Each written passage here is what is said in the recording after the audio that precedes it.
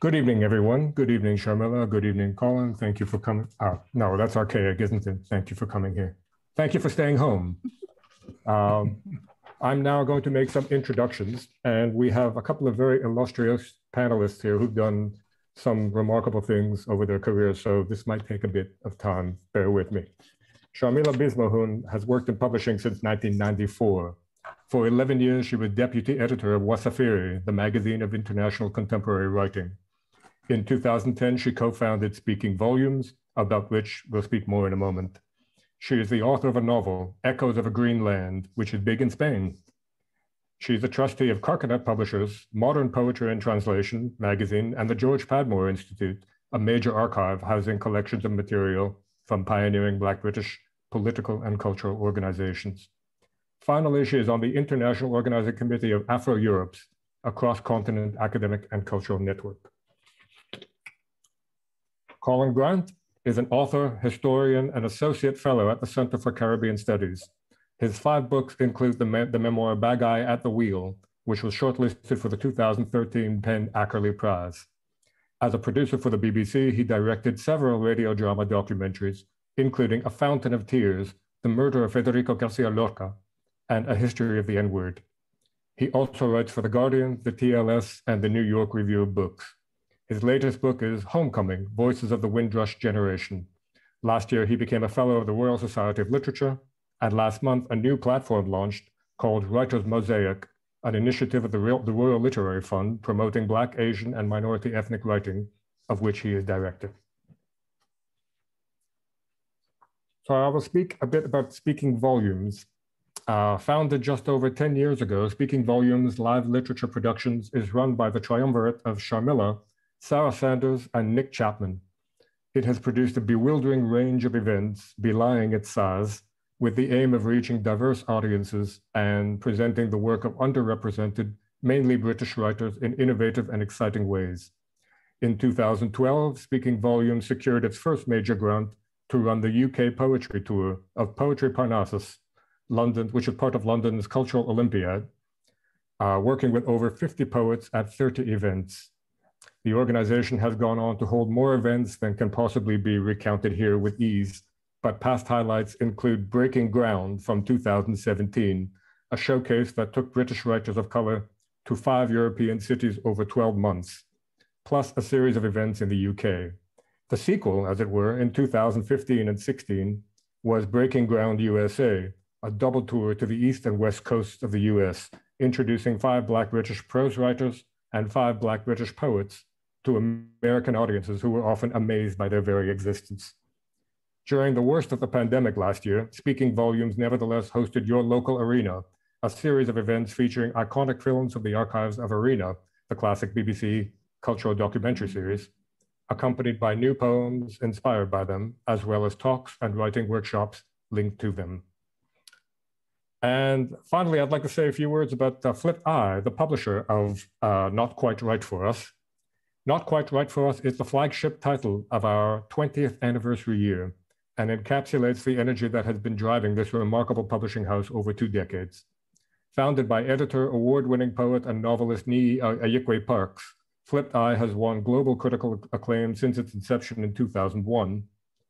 As an incubator for exciting talent, Flipped Eye has published writers such as Roger Robinson, Inua Ellams, who designed the cover of the book, as it happens, Malika Booker, Miriam Nash, and Warsan Shire.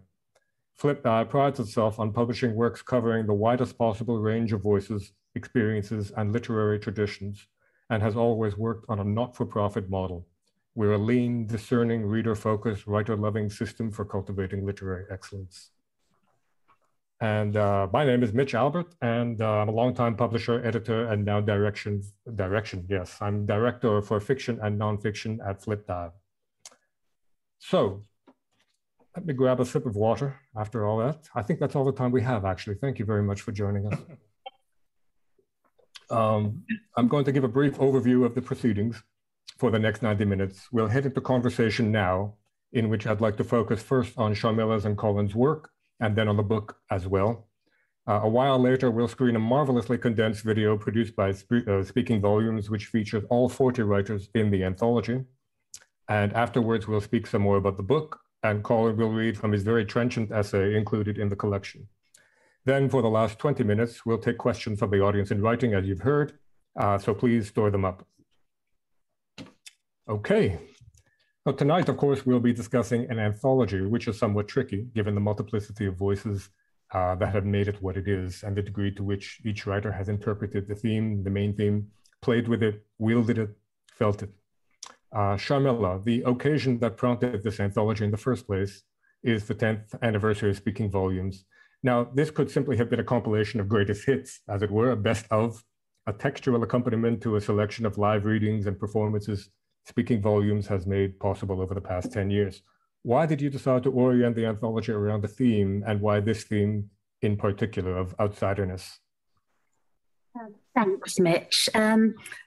As Colin knows, the two of us have conversations quite often on the phone or in person. And the title of this anthology, Not Quite Right for Us, actually emerged out of an anecdote that Colin told about an incident he'd had submitting a piece to a certain newspaper, which we shall not name. And he was told, it was a piece about Black British writing, correct me at any time if I'm wrong, Colin, but he was told that it was not quite right for us. That phrase stuck in my head. And when Sarah and Nick and I were discussing how we'd like to highlight our 10th anniversary, it just kept sticking in my head. For a change, we thought, let's move away from live events. Let's do something that's a little bit more permanent. And so the idea of the anthology came about. And looking around for themes, I think Speaking Volumes is slightly too much of a, an obvious theme if we wanted to say, let's talk about Speaking Volumes. So Colin's phrase just came back to me, and basically we decided to run with it. We did write a very detailed brief to the authors we asked, and we basically said, you can interpret it in whatever way you like.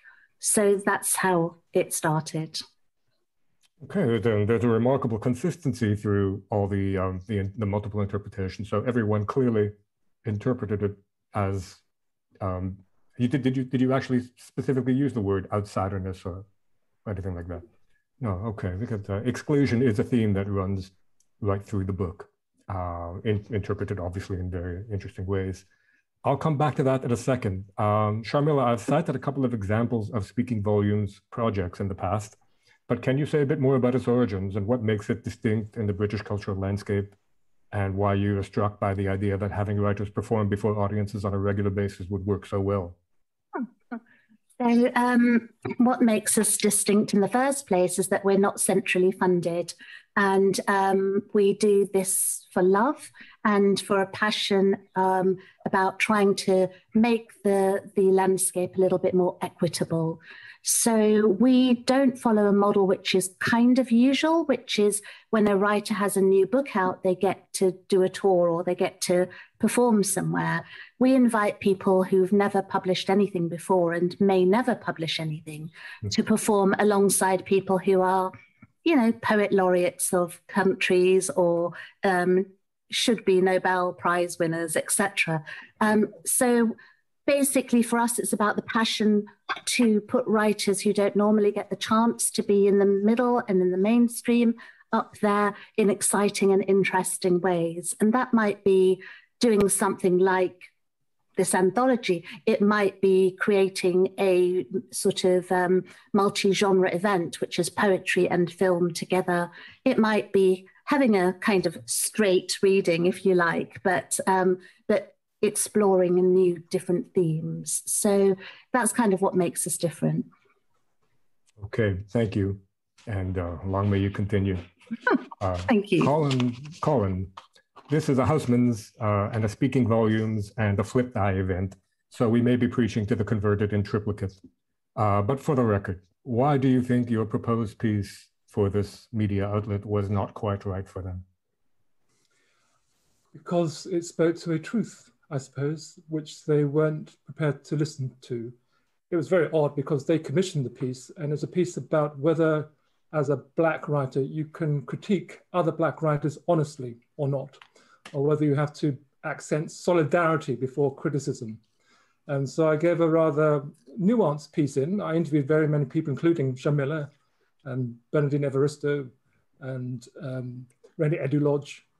But I think they were a bit nervous about it, and they have a certain brand which they wanted to preserve, and perhaps they didn't want to complicate it by having something that complicated the very nature of what it is to be included in an organization.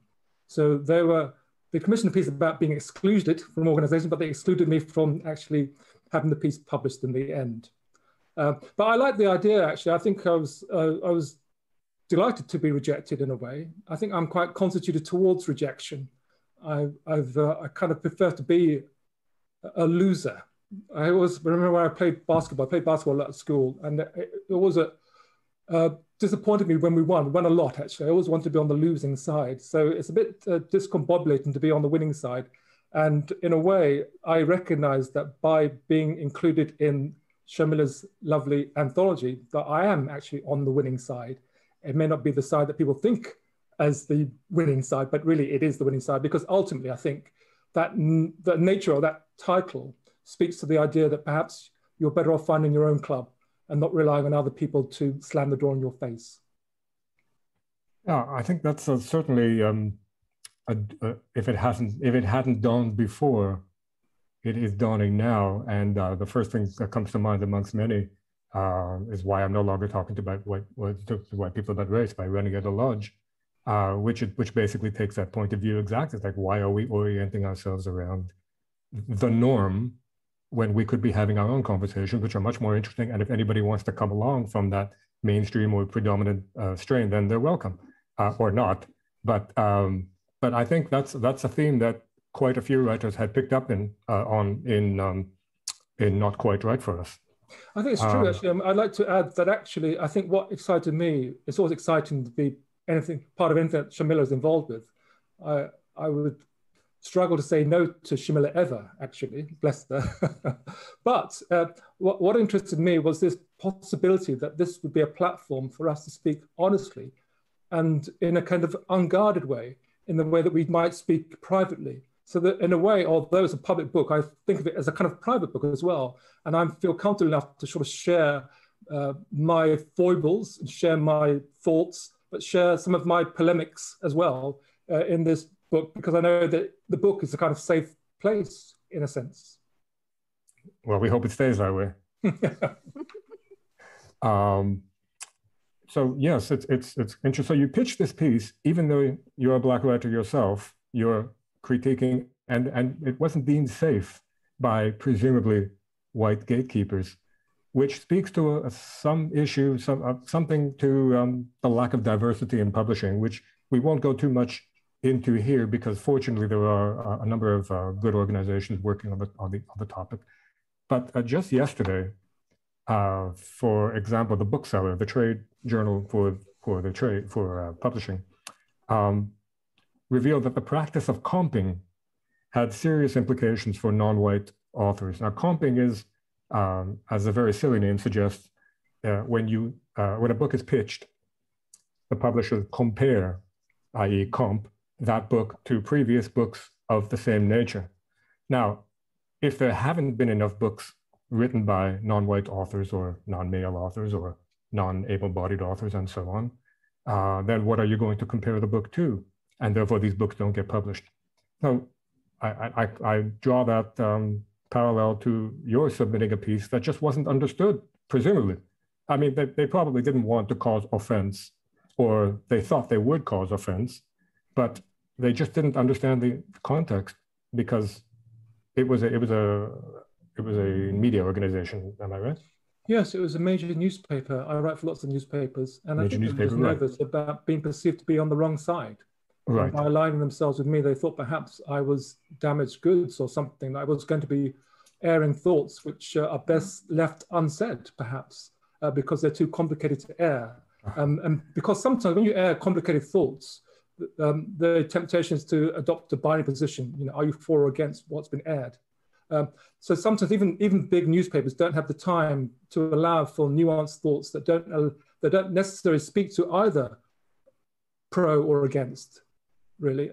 It was just, I think, might be a case of space. There's not enough space sometimes, even in some of these long form essays, to really dive deeply into a particular theme. Right. Well, I will say at the very least, there's a nuance there. It's not the typical situation of, as Johny Pitts, in his essay in this book, recounts, he had approached a production company approached him to do a documentary based on a book that he had in mind, which is now the book Afropeans. Basically, he traveled through European cities to explore what it meant to be non-white, to be Black in those cities. And he was told, first of all, by a publisher that it was derivative because Carol Phillips had done something called The European Tribe, which was published around the time he was born. And the production company that came to do a documentary wanted to render this very strong book into a lovely, sweet, anodyne, inoffensive book called The Boy with No Race, A Search for Belonging. And that's a very, of course, he said no, and the book eventually became The Wonderful Afropeans. But that is a whole other category of not quite right for us than the situation that you and Sharmila have described with your submitting this piece. So maybe call this the tyranny of low expectations, but at least we're getting somewhere. The discussion has moved to nuance rather than something as blatant as what Johny describes. Mind you, that wasn't so long in the past. Writer's Mosaic for the Royal Literary Fund, is this a logical continuation of your efforts to call attention to authors who, for various reasons, have not been granted enough of it? Well, the Writer's Mosaic project is an initiative of the Royal Literary Fund, which has very deep pockets, and they've employed me for 3 years to be the director. So it's going to continue. It's not going to be some tokenistic effort, and hopefully it will continue beyond my 3 years. And in a sense, yes, it's about opening the gates to people who've not had the gates open to them in the past so readily, but also it's about exploring the very richness of the writing that is available to us, but we may not be familiar with. Because I think that's what the problem is often in this world in which we live. It's about familiarity. If you're familiar with something, you feel comfortable, and you repeat that thing again and again and again. If what you're being proposed is unfamiliar to you, you might hesitate. And so sometimes when things go wrong, it's because the wrong gatekeepers are having their hands on the levers of social control. So I'm a gatekeeper now, and hopefully I won't be repeating the same mistakes of some of the people in the past that have excluded people like me. The gates will be wide open. So although we're going to accent writers of color, it's going to be open to everybody, really, because we're not going to focus on people's race. We're going to focus on people's ideas that haven't necessarily been expressed because there's been no platform for them. And it's going to be updated every week. It's not quite a magazine, but there'll be new content every week. And we're going to also have a kind of intergenerational debate, because I think what happens often in this world of publishing, but also in other disciplines, is that people go for the candy. They go for the young and the beautiful, and the old and miserable like me are left behind.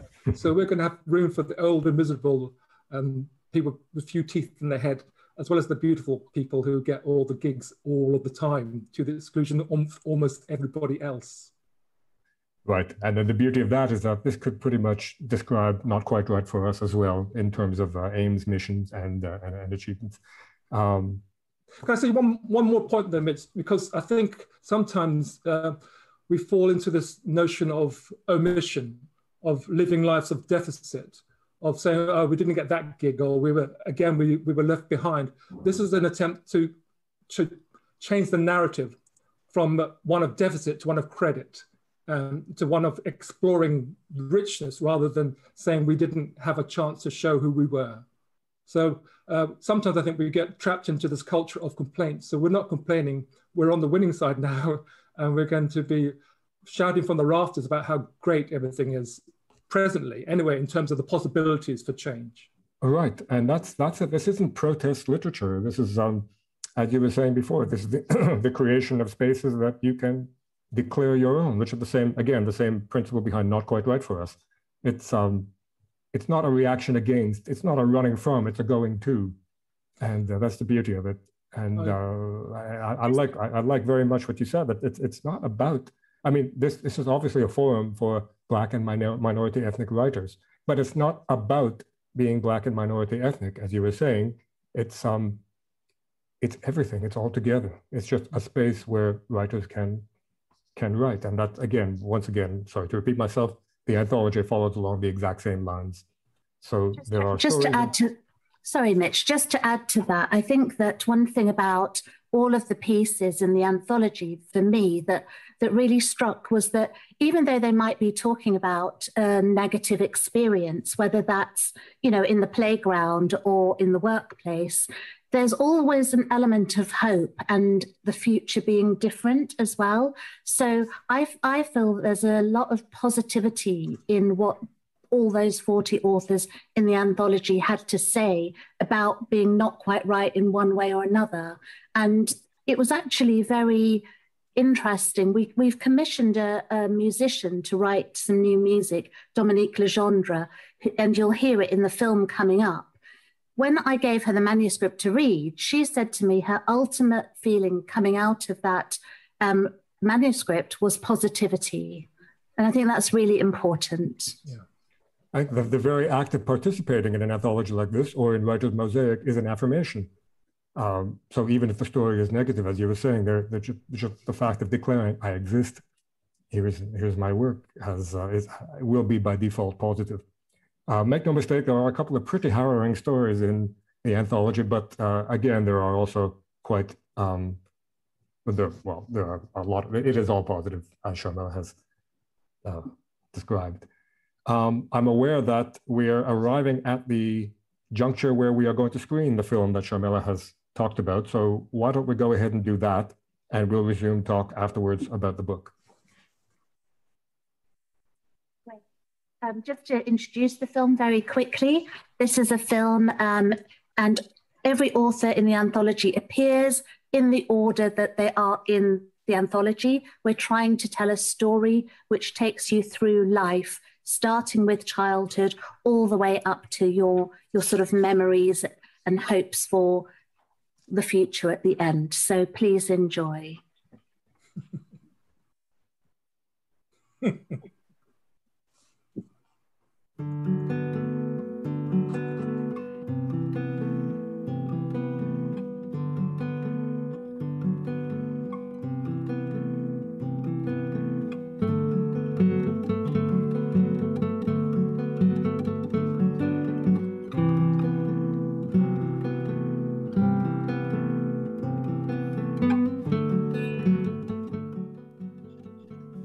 And now I realize that, from a Western point of view, I barely had a childhood. So I realize, a childhoodless woman with a child in her arms. My brother's suit's too big for me. My parents were warned not to have children. We would be, at the very least, mad. Where in the curriculum does it say what a child should do next? There was a moment when I could have been identified as an uncool freshie.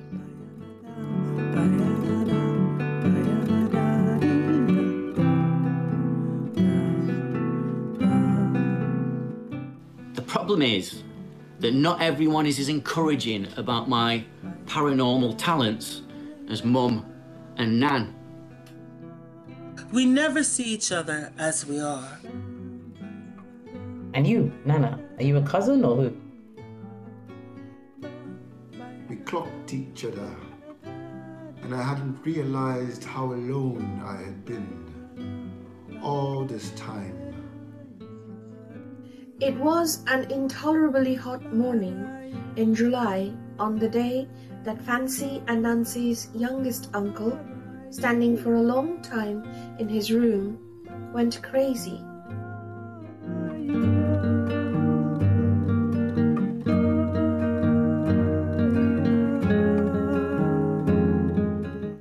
And watch them load their memories of this promised land into the back of a transit van. This burden's never crossed your mind, because you could never live as me. Lakshmi, Sudeep, he left us in class 7. Why is he in the group? She cannot leave a conversation, so she talks until tight smiles become excuses. It's the optimism that's the worst.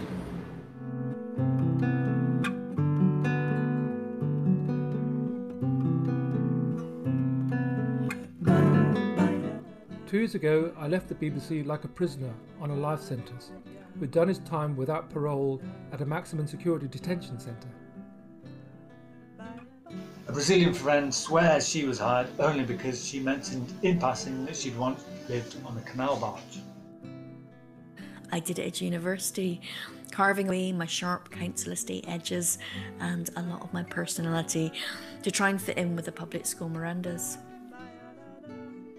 I was a black creative with no place, kept at bay by a media industry and a country with no race. Everyone has some sort of racial bias anyway, am I right?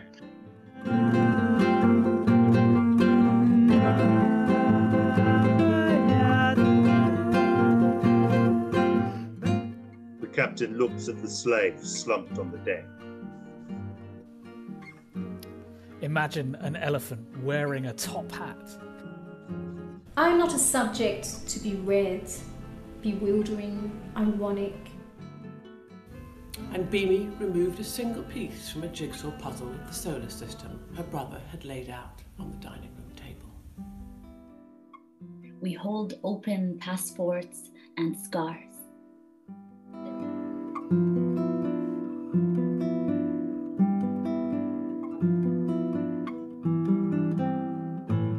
I've never offered to buy things off people's backs, but this cloak, it was magical. I had no choice. We searched for our home in our radical love letters. Diana hadn't intended to steal the knot out of the young woman's belly. If I don't look again at the scars in this earth. They walk in the quiet of the burnt bush. No bird song, no symphonies of frogs, no cicadas.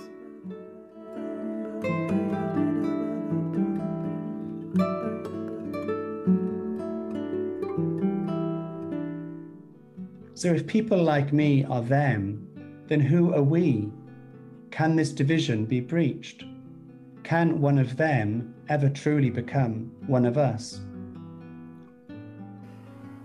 Later, in Vienna, my friend the communist would tell me of his own lost love.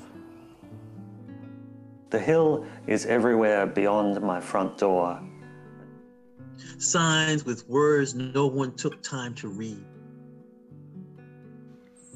Children of empire who are taught to read and write love to employ mass as tools against him.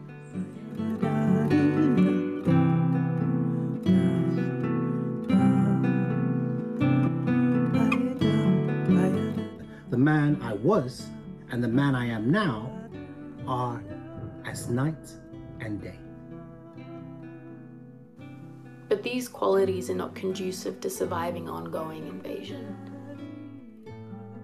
It wasn't easy trying to be a goth when the colour of my skin was golden and nowhere near the pale, transparent look that goths cherished.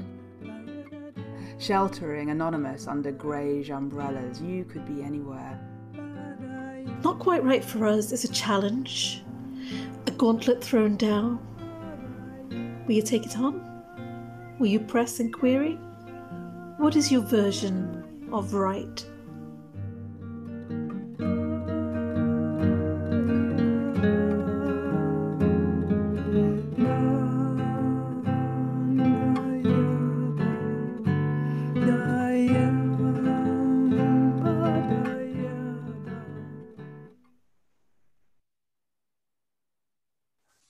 Great.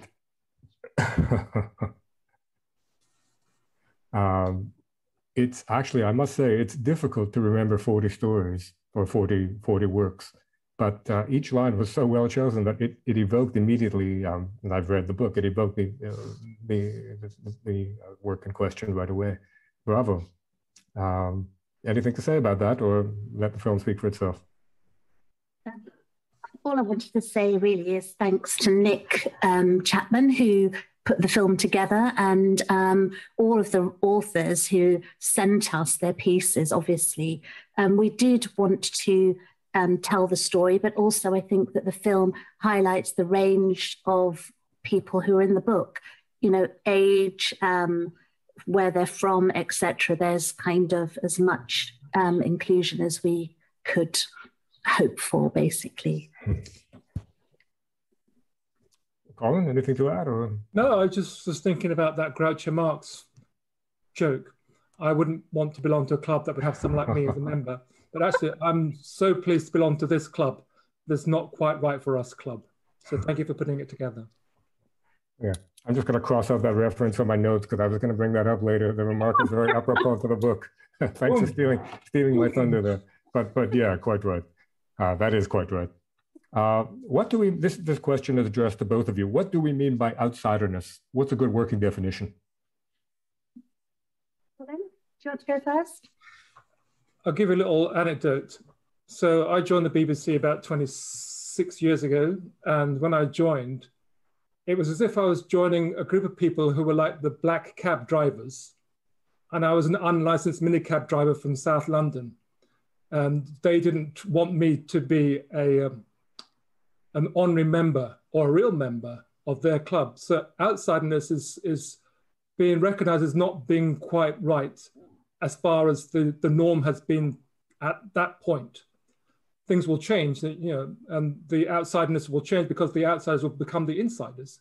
But at the moment, the outsiderness is defined by people who feel comfortable because they've been on the side where they've been privileged for many decades or centuries even. And in a way, what you have to do as an outsider is to try to infiltrate that or to reject that or to wear a shit-eating grin for all of your life. Yes, for me, outsiderness is something that we all experience at different times in our life. And it could be something as small as not being picked last for the netball team and knowing that you're the rubbish person at PE that is never going to be, you know, wanted on the team. It could be, you know, something much bigger in that you feel that your colour is noticed everywhere you go. But it's something that unites all of us, actually, that outsiderness, because there's no, even Boris Johnson, I'm sure, feels a moment of outsiderness when he lets it pierce his brain. So every single person will feel that feeling at some point in their lives. The question is how much you have to deal with it. And as Colin says, how you deal with that. Yeah, it's not outsiderness like the outsider Albert Camus. It's not an existential problem necessarily, but it is a sense that, as Sharmila was saying, we can all be outsiders, even in our families. There are outsiders. It's not necessarily to do with class or societal structures. It can actually be to do with something as simple as whether you are somebody in a family that is acceptable or accepted or not. Yes, and all the types of outsiders evoked in the book include foreigner, antihero, misfit, the other, that which contravenes the status quo or normativity, belonging, and alienation. It is quite a range, as you suggest, Sharmila. There are, the anthology speaks powerfully to themes of exclusion based on race, ethnicity, gender, sexual orientation, class, foreignness, neurotype, and disability. There's no question. And many of those elements are very present in the respective pieces. And yet there are no neat dichotomies in the book between political and social exclusion on one hand and psychological exclusion on the other. It's all bound together, it's all intersectional. And it reminds us that political and social issues are not things in themselves, abstracted problems or disciplines to be studied, but about people's lived experience. This anthology works so well precisely because it's not polemical, although it includes a number of elegantly polemical essays. We'll get to a couple of those in a bit. But the emphasis is on the psychology of exclusion, the experience of it, even if it does arise from social prejudice. So, Sharmila, would you say I think you have just said it actually, the approach seems fundamentally aesthetic, excellent literature above all, along a substantial emotional range? Absolutely. And also, I think the thing that struck me was there's an awful lot of comedy within the writing. Yes. And there are laugh out loud moments in some pieces which are dead serious. But, you know, that's an element of human behavior as well, that you fall over and you laugh. Sometimes you're laughing in embarrassment. Sometimes you're laughing because you'd cry. But other times you're just laughing because it's a moment of, you know, hilarity in, you know, an unremitting day. So for me, one thing that the authors all managed to do was to pack in, you know, I think I gave a word limit of 2,500 words, which by and large people stuck to, apart from one or two exceptions where I allowed them some grace. But there's an awful lot in a very small space in terms of the gauntlet of human emotions that you feel. Right. Right.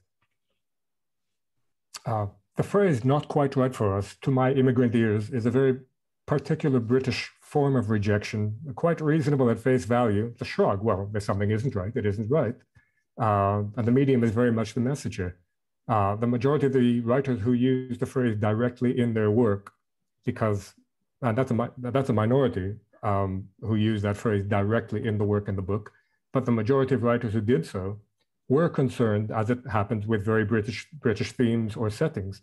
And the most polemical essays in the book use that phrase with some frequency as well, building the text around it even. So, for example, we have Jamie Frativulu's poem about a young football fan in Derby, which he performed quite powerfully in that snippet we saw, where the tensions reach a violent pitch because he's getting worked up over foreigners. Colin, of course, in his piece, which he'll read later. In this case, the context was working for the BBC. Can't get more British than that. Jethro Sutar's memoir about working for an idiosyncratically prejudiced British boss. Rishi Dastidar, in a devastating poem likening the legacy of the Raj to a circus, which he read with surprising humor, actually, in that video we saw. Lanyuk, in a potent short piece about trying on a feminine dress that suddenly evokes British and Australian colonialist images of Aboriginal girls in European dress. And yes, the two essays that deployed the phrase very frequently was Olive Senior, for one, who is Jamaican, and of course the country's new poet laureate, but whose essay, "I'm Quite All Right With That," does speak to the alienation and transformation of British colonial subjects in her short stories, and in her view, even to the point of mental illness. And Raman Mundair's The Anatomy of Rejection or the Power of Unbelonging, which concludes the book, dissects the phrase with a laser knife. Both essays are quite pivotal and too good not to quote. If I may, I'd like to offer something from them just to give people an idea. This one is from Olive Senior's essay, "I'm Quite All Right With That."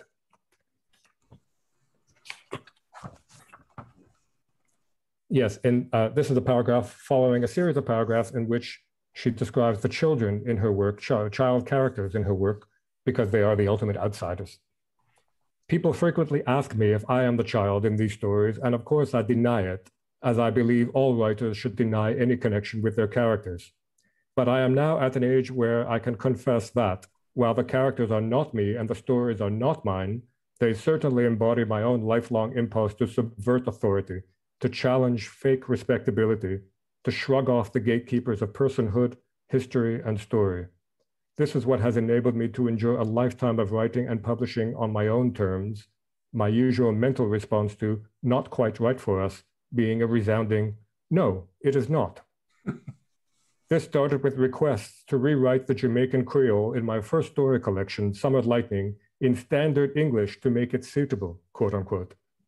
It was finally published without changes by Longman and went on to win the first Commonwealth Writers' Prize. And this from Raman Mundair's The Anatomy of Rejection or the Power of Unbelonging. And I see that this is actually the section that she read in the video. Not quite right for us is a challenge, a gauntlet thrown down. Will you take it on? Will you press and query? Will you ask for more detail? Definitions. Excuse me, what is your version of right? And what is the meaning of this quite? And who, while we're at it, is in fact us? Let's break this down. Quite, as in almost, nearly, possibly, but not, tantalizingly close. Right, as opposed to wrong. What is wrong? Anything that isn't perceived as the norm. Right is centered by and rooted in whiteness, patriarchy, being male, straight, and able-bodied. This becomes the norm. Us. This is the norm in action. It pushes itself front and center and becomes the default position. Therefore, us are the gatekeepers, the guardians of culture and taste.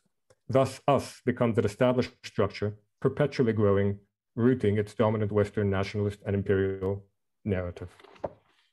So that's strong stuff and absolutely spot on. And yeah, that's bravo to that inclusion. Just going to check the time here because we've got a bit of time left. I wanted to, the video did give a flavor of the range of subjects and authors in the book. But if I may just give a series of capsule summaries so that people can get an idea of what's in the book. And just, please, if you have any comments, Sharmilla and Colin, because you've read the book, jump right in. So Michelle Cahill's poem, I Am No Less, is alive to the infuriating drama of having otherness reinforced at every turn.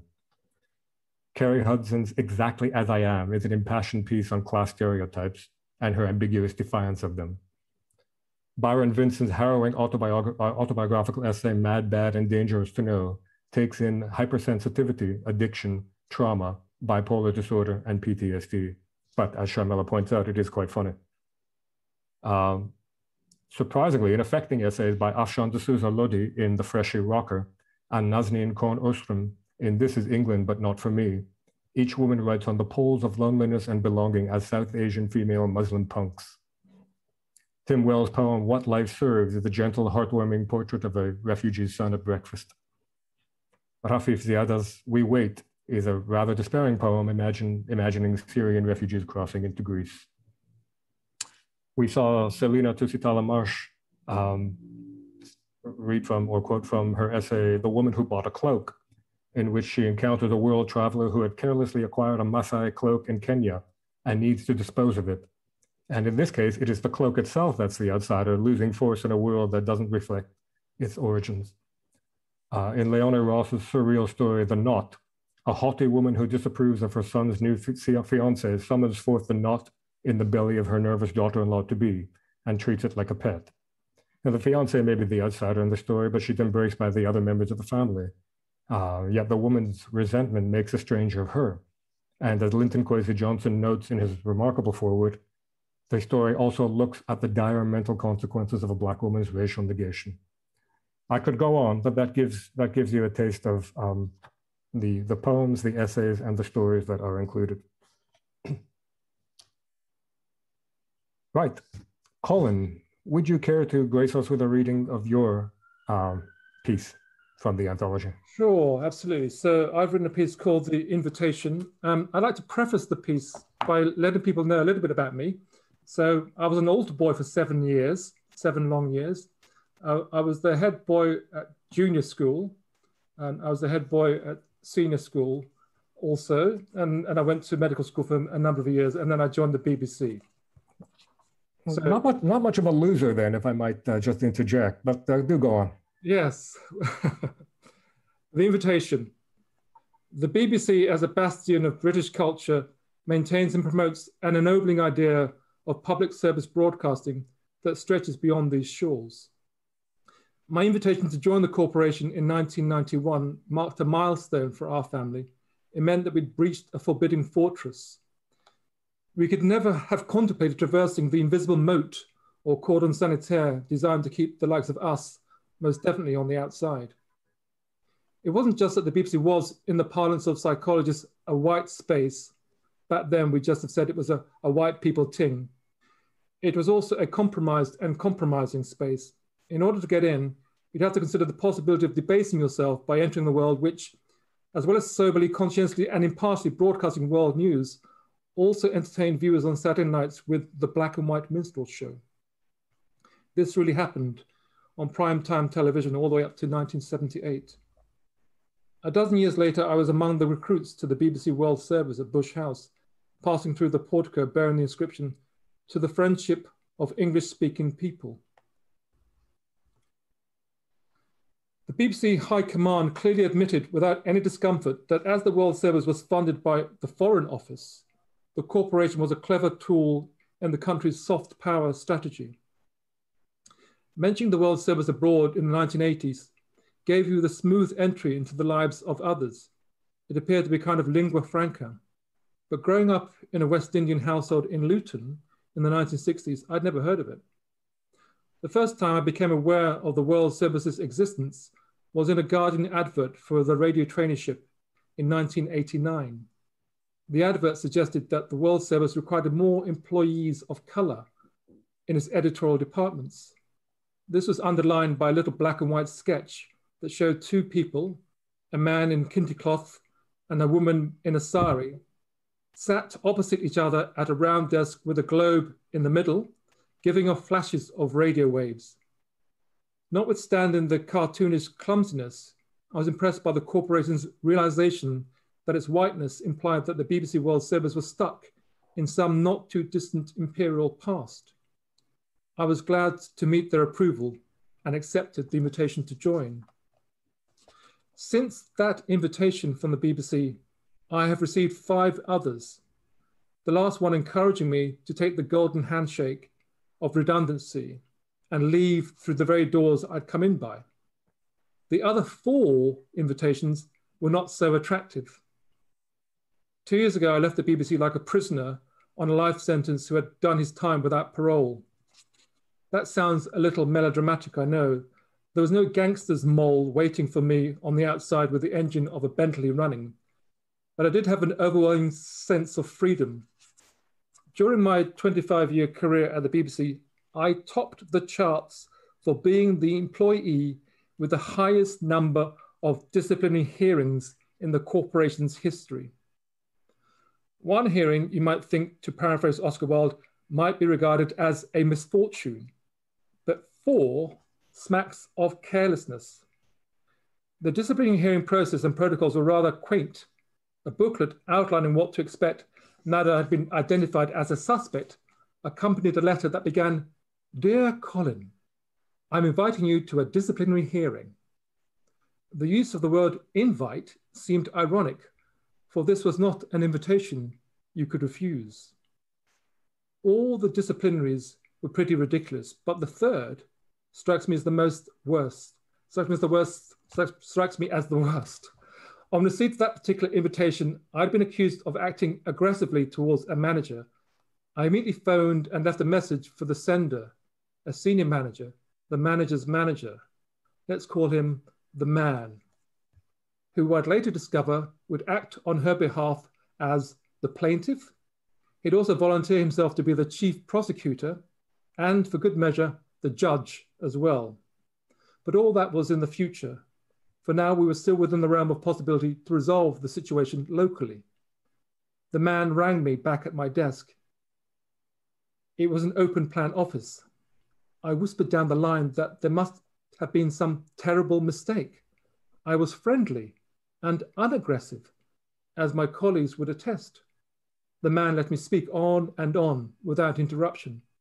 Finally, I suggested to him that perhaps we could go for a drink in the bar and sort it out over a pint. There was a pause before he answered. "No, I don't think that's right," he said. "I wouldn't want you to say anything to compromise your case." I detected glee in his voice. You're going to leave it there, are you? I am. Gosh. Okay, I guess everyone will have maybe people buy the book, Mitch, and they'll read the ending. Yeah, there is a happy ending because I get to write about it. That's the happy ending. I always think actually you can turn base metal into gold. You can use things that have been transgressions and turn them to your advantage. That's what Olude Equiano did again and again when he wrote his narrative. I maybe want to align myself and think of myself in that high regard as Aludo Equiano. But I think even when there is adversity, there's a way that you can not be affected by it so that you begin to perceive yourself in the way that they perceive you. I suppose that's what I'm saying. But yeah, I had disciplinary hearings and I survived them. That's the thing, I survived them, but they definitely wanted to get rid of me. Yeah. It's an interesting parallel because you and I share something in common. I came from a working class background and had nobody I knew who was in the arts when I was growing up. Everyone was doing jobs like nurses or working on the railways, etc. And I got into publishing by applying to an Arts Council traineeship, which was looking to get more BME people, as it was called then, into publishing because they'd identified a lack. That was the early 90s when I got my first break into publishing through that traineeship. But I didn't know anybody who, worked with books, with anything that was creative. I didn't even know it was something that I could do as a person of that color and that class, etc. So yeah, I was like you, not hearing about the World Service. Yeah, people are surprised by that though, because they think it's a liberal institution, which by and large it is because of the people who work there. But there's some people with their hands on the levers of social control who are not liberal. But I posited the short bio of myself before I did the reading because I was an altar boy for 7 years. I was a head boy in junior and senior school. So if they had trouble with me, yeah, pity the poor bugger who doesn't have my altar boy credentials. If they're going to have a trouble with me, they're going to have trouble with everybody. And not to mention the ugliness of the trope that was used against you, the aggressive Black man toward a presumably white manager. Yeah, that's an important point though, Mitch, because I go on to say in the piece that my problem really was that I became too discursive. I actually engaged with that notion and I asked them to think about why they might be calling me aggressive. If I was white, Oxford educated, they'd say I was assertive. They wouldn't say I was aggressive. And I had said in the trial, it was like a trial actually, it went on for 6 months, that there are domain assumptions that we have in our society about people who are of color. And they may not lurk in the forefront of people's minds, but they're there in the back and they come out sometimes unbidden. But what was really important for me when I was going through all of the disciplinary hearings, that the people who supported me were all women. Because in a way, there was this commonality. They recognized right. too that the sort of assault that I was on the receiving end of was something that they had to bear through all of their careers as well. So there was a kind of commonality in the sense that we are able to find people who are our allies. And I was rather heartened by that. It also points to this idea, very 20th century, but of course it persists now, that the problem can be remedied by hiring practices, by simply hiring more white and female faces, for example. And Sharmila, you've identified exactly why that's not at all, why that's at best a half-hearted gesture. We spoke of Renée Lodge before, and something she wrote sticks with me, is that we're not aiming for equality, which is only a transitional phase. We're attempting to interrogate and dismantle the very structures that have caused the situation to arise in the first place, namely exclusion and prejudice-based hierarchies and that sort of thing. And the BBC, of course, has a monolithic institution. And you're right, it is, because at first glance, like when I read the story, I'm thinking, well, hold on, there are some pretty powerful non-white people at the BBC. But again, you used the phrase. Did you see the speech that David Olusoga gave at the Matagat? Right. Speech at Edinburgh Festival, where he talked about his depression and being sidelined and marginalized, and the impact that had on his mental health. So, what I'm speaking about, it may not be spoken about very readily, but it's there. I mean, people don't want to speak about these things because who wants to say that they've been disciplined 4 times for being naughty? Who wants to say that they've been on the losing side? Who wants to say that they didn't get a chance to rise? Because ultimately, people say, oh, it's sour grapes. or you weren't good enough, or you were aggressive. I mean, so it's difficult to air these things without opening the opportunity for people to judge you. So often they don't get said, unfortunately. Right. I've got a friend, and I'm sure about well, I won't mention his name, but I've got a friend who used to be a senior person in the BBC, and he reached a certain level and would be applying for jobs, and it wouldn't get these jobs again and again and again. It went on for about 18 months, and eventually somebody took him to one side and they said, well, if you have to apply for the job, you're not going to get it. Wow. Well, that says it all right there. I take it he left? Yeah, he's left. He's very happy now. As you are. I'm ecstatic. I've never been so happy. Is it getting too personal to ask what the other disciplinary hearings were for? No, it's not too personal. What happens when you get disciplined is that they dock you your money. So after the first disciplinary hearing, I lost 5,000 quid and per annum. And that was, back in the 90s. So it's a lot of money.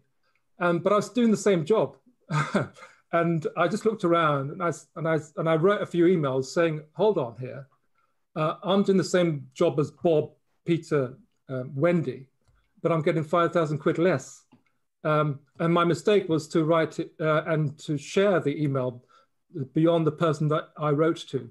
And therefore they thought that they suggested that I was undermining my manager's authority, and I was disciplined for that.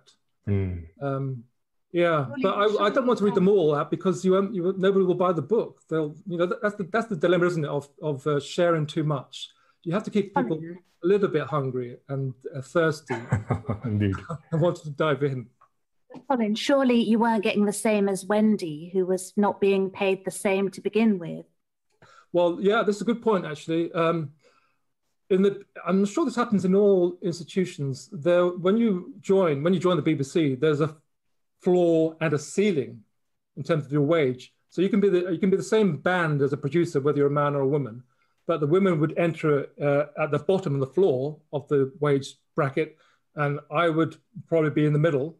But then I came down to them. But yeah, so I also want to point out that I have been, and that I am privileged, and actually women have been far more victimized than me.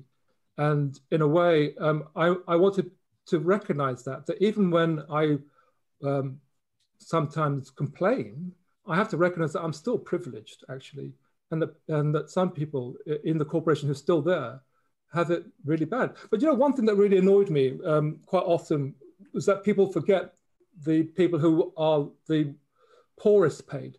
So people bang on about the parity of pay for the producers in the BBC, right? Across the board, across the sexes. But what about the commissionaires? What about the cleaners? What about the people who work in the canteen? No one beats the drum for them. So no doubt. But at the end of the day, the pay is it's only symbolic. It isn't. It translates into actually being able to survive. But I mean, it is possible to only focus on that. In the end, you still weren't quite right. No, absolutely. And I suppose I knew I wasn't quite right from the very beginning. But I go back to this idea, though, that there's, in my mind, maybe I'm being stupid, but in my mind, there's something noble about being not quite right. There's something quite attractive to me about being edgy and not smooth and not quite compliant. Because the problem with many institutions is that they rely on the culture of deference, of tucking your forehead, of obedience to a direct command. And there's an old joke that you might have heard, Mitch, about the BBC, about the nature of whether people are censored in the BBC. And the answer is, no, they don't censor you. They allow you to do that to yourself. And in a way, I think for the many years that I was in the BBC at the beginning, I kept myself quiet. I kept my head down, and I didn't reveal my character. And it's only when I did start to question people that it was manifestly clear to them that I wasn't quite right for them. Right. And we're rounding quite rightly on the BBC, but of course that's reflective of society as a whole, in every industry, in every company, and the exceptions prove the rule. Just for the record. Is it okay okay to move on to questions as they're building up now? Yes, let's do that. It is now, oh gosh, it's 8:05. Let's move to the questions. I'll have to read them out loud. Apparently they will be posted to me and I'll read them out loud. I would like to pose the question to the audience as to whether or not things are changing. I dread using the phrase because things are changing all the time anyway. But does it feel like significant change has happened? And also, are outsiders privileged as artists and thinkers? But let's go ahead and take the questions, see how this works. I have to wait for somebody to come back. I think you just opened the Q&A box, Mitch. Oh, yes, I see. Okay. Right. Lots of congratulations. Not the chat box, the Q&A box next to the chat. So there's a question for Sharmila, which is, how did you select your writers for the anthology, Sharmila? Okay, so Sarah and Nick and I sat with the list of all the writers we've worked with over the last 10 years, and we just thought that's ridiculous. There's so many, it's never gonna happen. So what we did then was that we thought very much about the breadth of writers we'd worked with and how we could represent that in some way, and not only look back, but also look forward. So we came up with a list of writers who are from different age groups, different ethnic backgrounds, different classes, writers who are just starting out and writers who are, you know, at the pinnacle. And we also came up with some writers who all of us knew, but we'd never actually worked with before. And we put that into a list. And then we created a second list just in case nobody wanted to write for us. And I tentatively wrote the brief and I sent it out to all of you. And thankfully, every single author on our first list said yes, they would love to. So it was for us, it was really heartening to feel that there was some resonance with what we were trying to do with the brief and with the idea of having such a wide range of voices. And as it happens, that was the first question and the most popular one. How did you select your writers for the anthology? Right. I should just say, don't be disappointed if you weren't in the anthology. You know, Fliptide will no doubt be commissioning us every year to do another one. We'll talk. but yeah, let's not wait 10 years. Why not every 5? Yeah, exactly. Right, here's a question first. High praise, love the title, and saw people expressing why the establishment's not quite right for them. Apart from hearing it in Colin's anecdote, and therefore in that context, what would your interpretation, Sharmila, be if you were submitting a piece? What angle would you come from? So, I might write something about this photograph that you might just see behind me, this one. That's a photo of me and my sister. We're in Calgary in Canada in 1976-ish. And it's a great photo. You can't quite see it clearly, but we're really smiley. I think my mum said, go out and have your photo taken in your new sheepskin coats. And it was, you know, we were laughing and giggling. However, that belied the fact that we had 2 years of huge racial prejudice every single day while we were in Calgary. We were one of the first South Asian families in Calgary. We moved in 1975. And when we weren't being mistaken for Native Americans and treated with complete disdain for being Native American, we were told at school that we were responsible for, you know, the knit nurse coming to check everyone's hair, or, you know, we were the cause of all ills. And added to that kind of prejudice, there was a second prejudice, which was that my mother had finished school at 14, but had come to England and passed her SRN nurse's qualifications because she was a bright woman.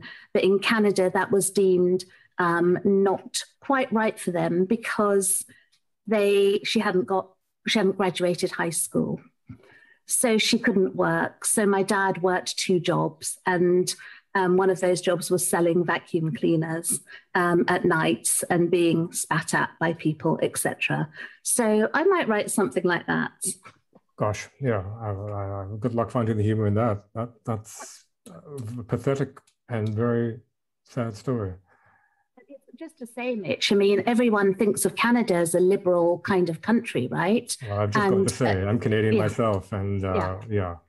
So it's just I think people are always surprised when they hear that story. Well, I might get called up on a disciplinary hearing myself for saying this, but Calgary in 1975, I don't think anybody was quite right for that time or place. And kudos to you for even staying as long as you did. Calgary has changed a lot in the last couple of decades, but you wouldn't want to spend the night there in 75. Anyway, moving on. Being an outsider obviously carries creative fuel that is measured by rejection by the status quo, but that brand of positive rejection shares twin hallmarks with writing that is perhaps uninteresting, irrelevant, or esoteric. How do you measure the difference for yourselves? I'm not sure I heard the question very well, Mitch. Can you repeat it? I think... Can I have a stab at an answer which may not be relevant, but can I tell a little anecdote? I was on a panel a few years ago.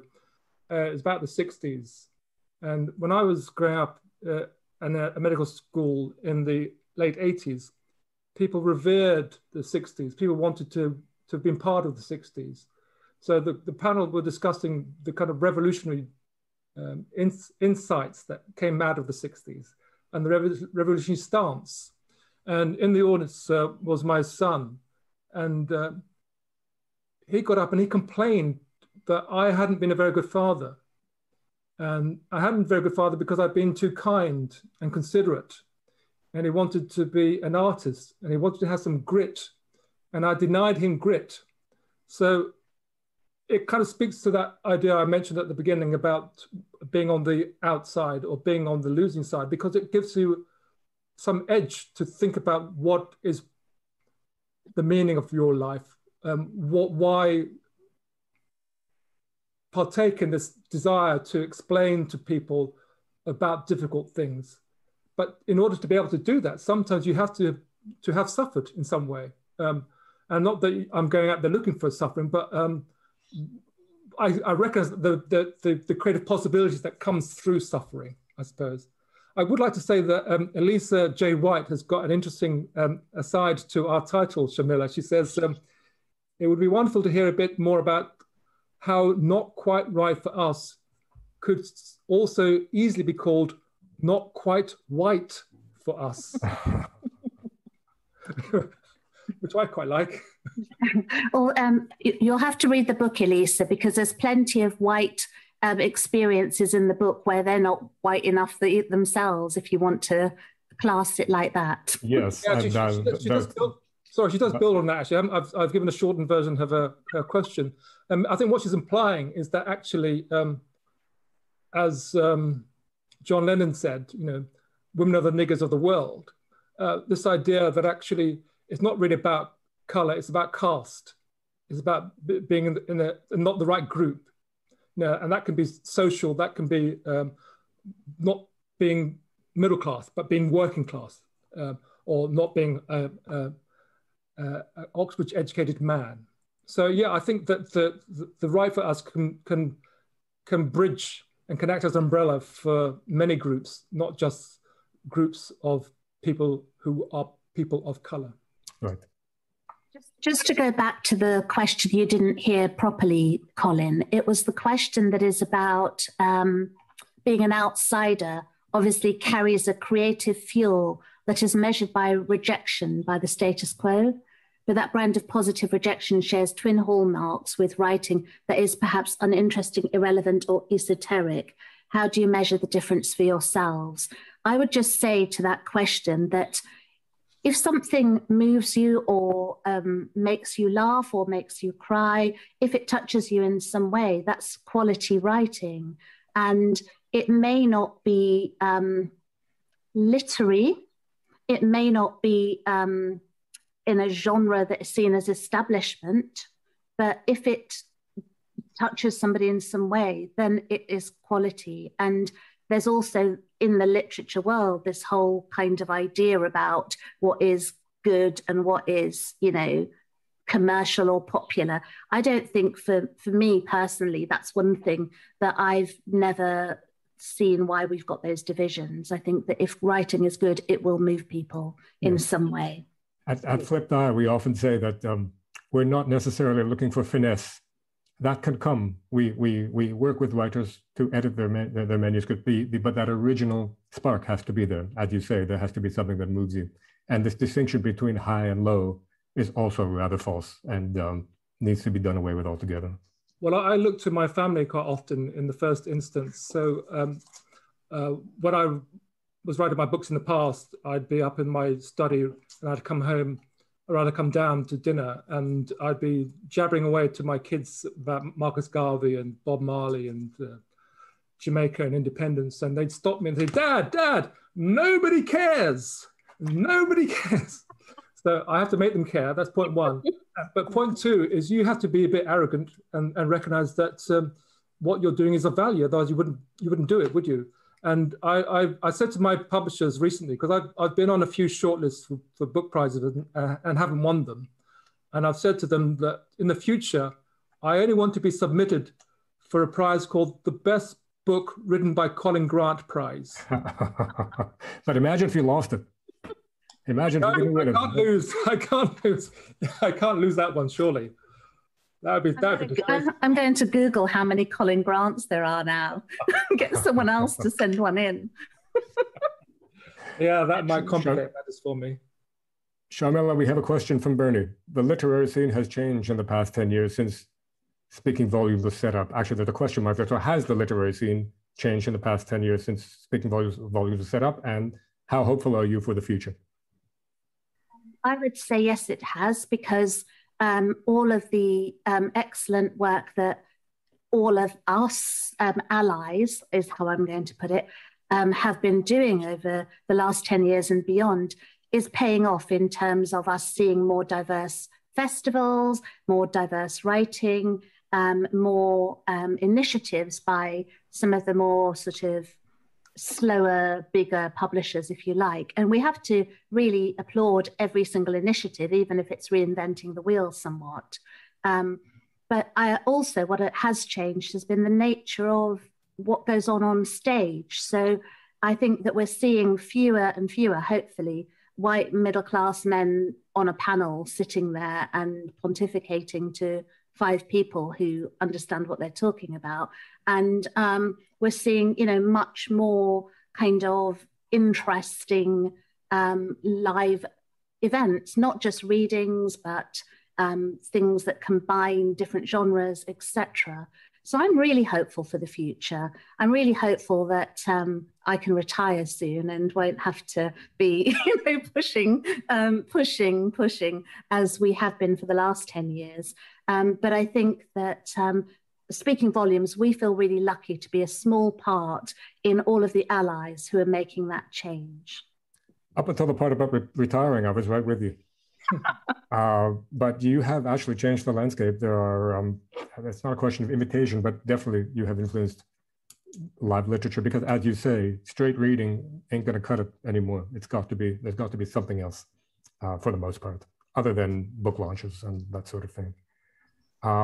Let's go with one last one.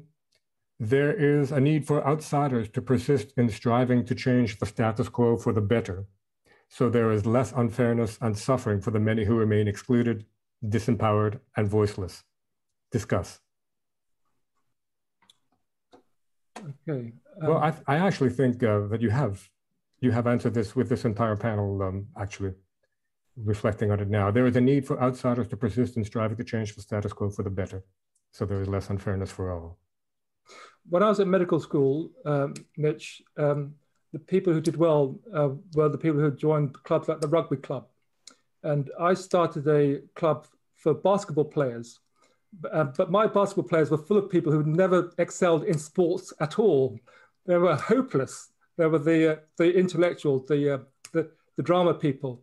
And we were a bunch of misfits. We're a bit like the basketball team on that film, We've seen the film One Flew Over the Cuckoo's Nest, where the inmates play the people who are working at the institution. But we recognized that we were never going to excel and do well on their level, but actually as a kind of social club and finding a way to give people the idea that even though they were poor sports people at school, they still had something that they wanted to partake in and could find a group of like-minded poor players and excel in that level. At that level, they could excel. And in a way, that's what I say to my kids also, is that find your people. You don't have to accept the structures in which you find yourself. Create another structure. Don't go for the A-list basketball team. Start your Z-list basketball team and enjoy yourself nonetheless. To just add to that, I think that, you know, many of us who are doing what we're doing are not out there to, well, it would be great to win the big money award that doesn't exist for what we're doing, but we're doing it for another reason, which is about social change. It's about racial and social equality and justice. And just seeing those changes is often enough to, A, keep you going, but also to, you know, have a ripple effect. So it's really, things weren't, when I started in publishing, it was really different to where I am now.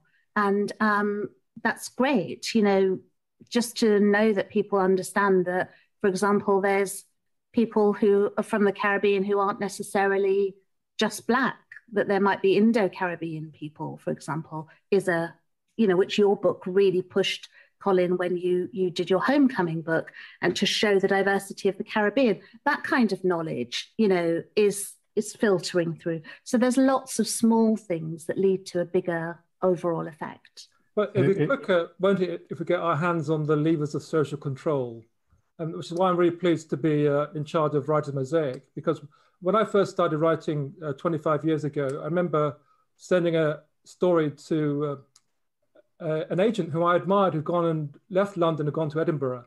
And he wrote back very quickly to say that he was not interested in ethnic writing. That was just over 20 years ago.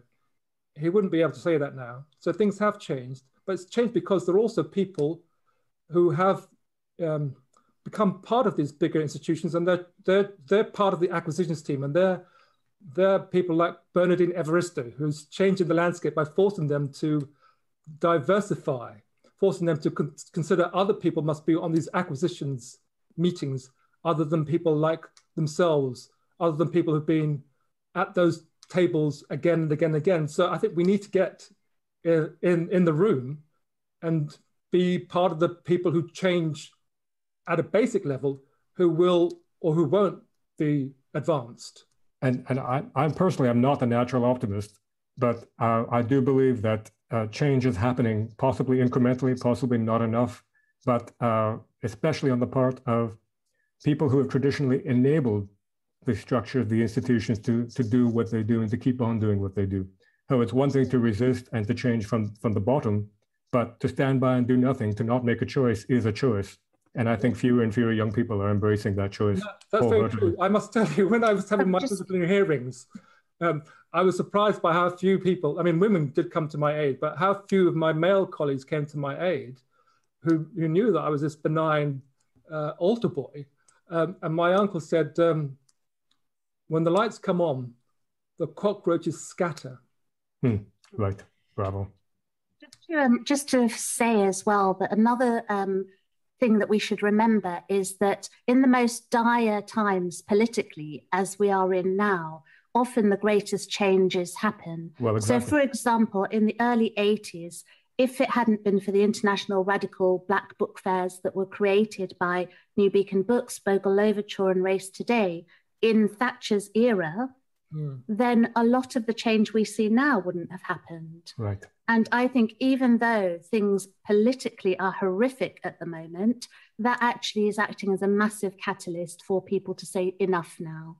So hopefully it will, you know, hopefully we'll see a big change politically as well. You hear that sound? That's knocking wood. I will say that the great sadness is that it often requires a catastrophe. And what a wonderful world it would be if we didn't actually have to come to that before things started to change. But that may not be why we're here. And we are done, I believe. It's now 8:25. I'm going to hand this back over to Housmans, which I think just entails thanking everybody for their participation. It is rather difficult to do this over Zoom, but the questions and the Q&A and the comments have been very lively, and that's given a sense of active participation. So thank you. And thank you, Colin, and thank you, Sharmilla, for this wonderful book. We're very, very pleased to be publishing it. I'm going to start doing that myself. I like that.